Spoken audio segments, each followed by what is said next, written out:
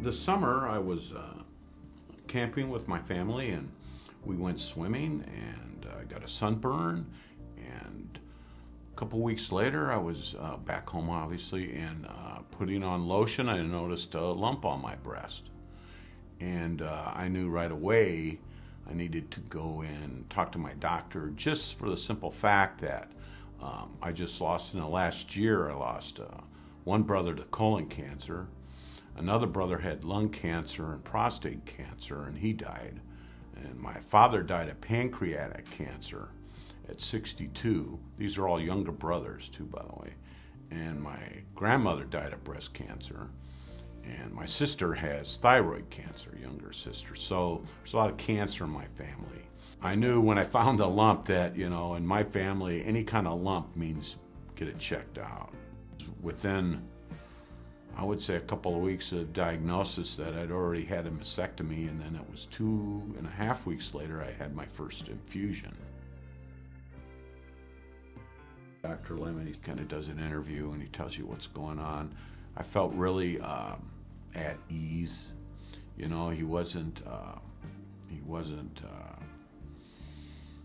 condescending in any way. He didn't overload me with facts and so forth, because one of the things before I got here is got on the internet and tried to find out all this stuff and how it's going to be, and some of that to a point kind of scares you, and so I kind of moved away from that, and I figured, you know, I need to like give over to somebody else and go into their care. And he was very confident and said, we're going to do this, this, and this, and he used the word curable about 2 or 3 times, and my wife and I looked at each other and said, yeah, that's what we need to hear. So from the time you come in the door to when you leave, everybody is, not just Dr. Lemon, but everybody is very supportive and care.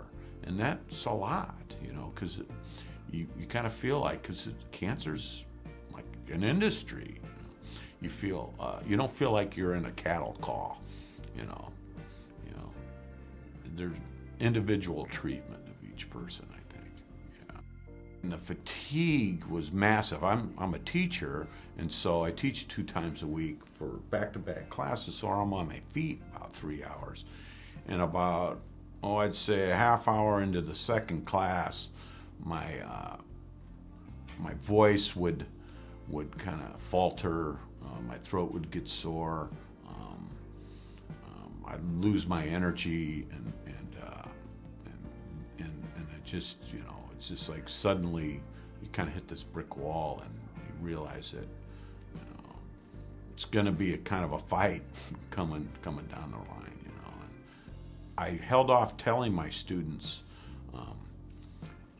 I wanted to get through the first chemo treatment first and then tell them. I'm not sure why I wanted to do that, but I wanted to see if I'd be able to continue, right? And so I did tell them, and they were a little, they didn't know about breast cancer in males, especially the men.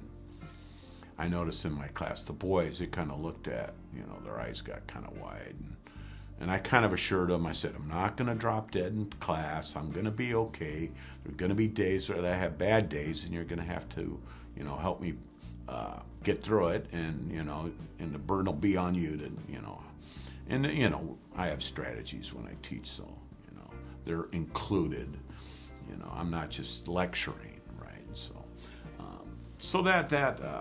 and they accepted that, and they offered prayers and all those things, and they're sweet kids, you know. This week I told them how it was being in the clinic here with all the other cancer patients, and how